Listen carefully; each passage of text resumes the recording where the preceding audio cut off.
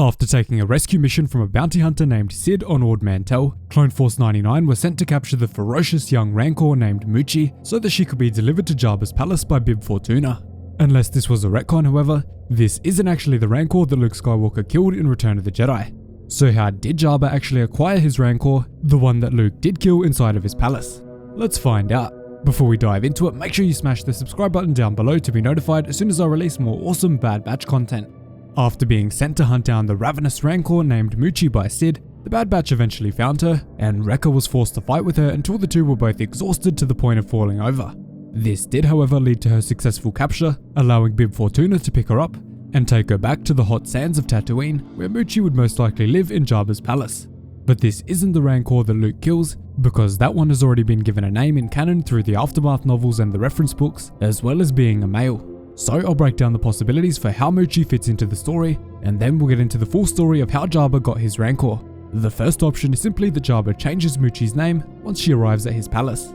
This is definitely possible, and it would make even more sense if his Beastmaster, Malakili, was the one who changed Muchi's name to Patissa, because he is a Rancor lover, and is very close with the animals that he looks over for Jabba. Patissa in Huttese actually means friend, so it would be a very fitting name for Malakili to give the Rancor after it arrives at the palace. This wouldn't explain Muchi being a female and Patissa being a male, but it is one possibility.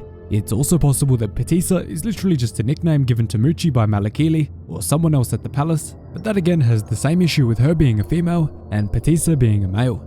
After that, it might just be that Sid simply got it wrong and believed that Muchi was a female when really she wasn't. This, along with the name change theory, does fix most of the problem, but it still conflicts with the previous material that says that Jabba received Patissa as a gift before the year 32 BBY, obviously way before the time of the Bad Batch. Finally, it could simply just be another Rancor, which would make a lot of sense, although the writer of the episode has hinted otherwise. So we'll see if it turns out to be a retcon or just another Rancor. Either way, let's break down how Jabba originally acquired his Rancor. The young Rancor's story begins as he was being transported from the Tarson system on board a large vessel by a young man who was deep into the smuggling game named Grizzard.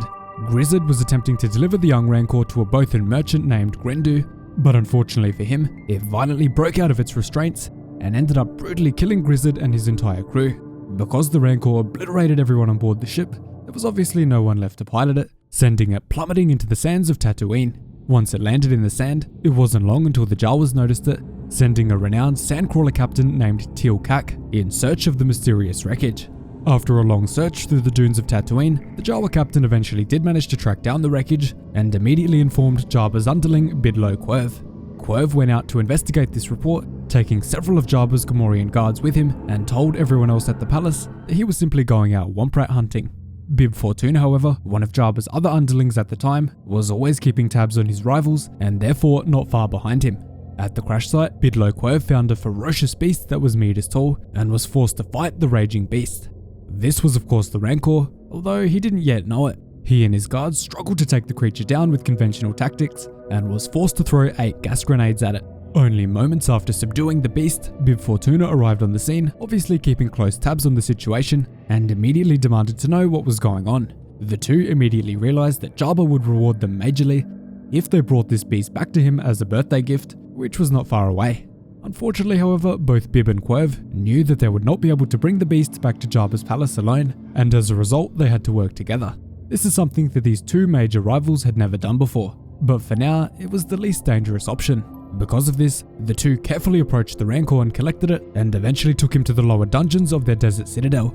Once there, Bib Fortuna used his contacts in the game to secure the services of a beastmaster named Malakili, who was currently working as a beast handler for a nearby circus on Nar Shaddaa called Circus Horrificus. Very interesting name for a circus. While this whole situation happened, Jabba was still away on business purchasing a cantina down in Mos Eisley, but his birthday was very quickly coming up in just 3 days. Because of this, Bib and Querv knew that they would present the creature to him as a birthday gift, both as a power play between each other and as an act of goodwill for their boss.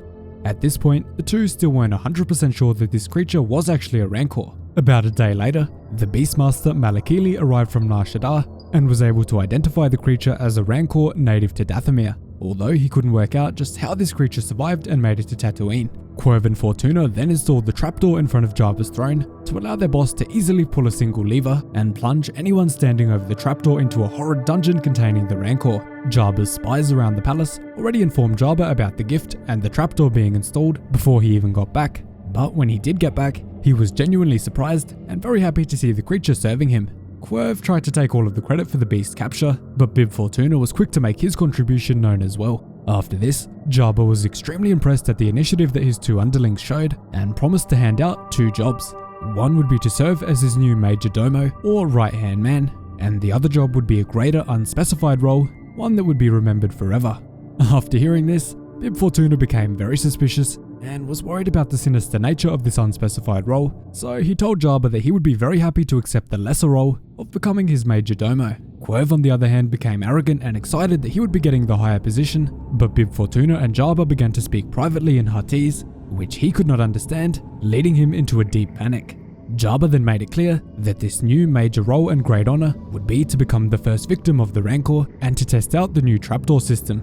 The trapdoor then opened on the terrified Quirv, plummeting him down into the lair of the Rancor, and despite putting up a massive fight with his blaster, he was brutally devoured by the creature.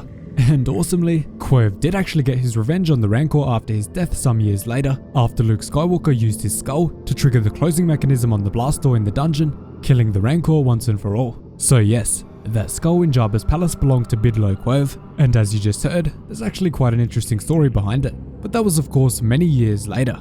Moving back to this time period, Malakili took the Rancor for long walks through the desert sands and enjoyed every moment of caring for his massive beast. On one of these walks, the Rancor even saved him from a gang of small Tuskens. After the death of Jabba the Hutt and Jabba's Rancor, Malakili was left devastated and without hope. Malakili remained in the palace after Jabba's death, and eventually as time went on, food and water began to run low, and things were not looking good inside of the palace for those who stayed. Despite this, he and many others still chose to stay there, with the hopes of a new employer coming to take over the palace. As many others at the palace slowly began to leave, rumors started to spread that the Hutts were now engaged in a fierce underworld war as a result of Jabba's death, but Malakili stayed anyway, being the last one left inside of the palace. Eventually, however, Malakili got up too and left the palace, putting his fond memories of his beloved Rancor behind him. Feeling purposeless without his Rancor, Malakili set out towards the Great Pit of Carkoon, giving himself a dire ultimatum. Either he would successfully tame the Sarlacc, or he would throw himself into the Sarlacc's mouth to die. When he arrived at the Sarlacc, however, he noticed the large being weeping because of its injuries after the barge explosion, and instead of jumping in, he simply started crying alongside it. Quite a sad story for Malakili, who was left without purpose for a long time after the Rancor's death. So that is the story of Jabba the Hutt's Rancor. Thanks so much for watching, really hope you enjoyed the video. Cheers guys, hope to see you in the next one.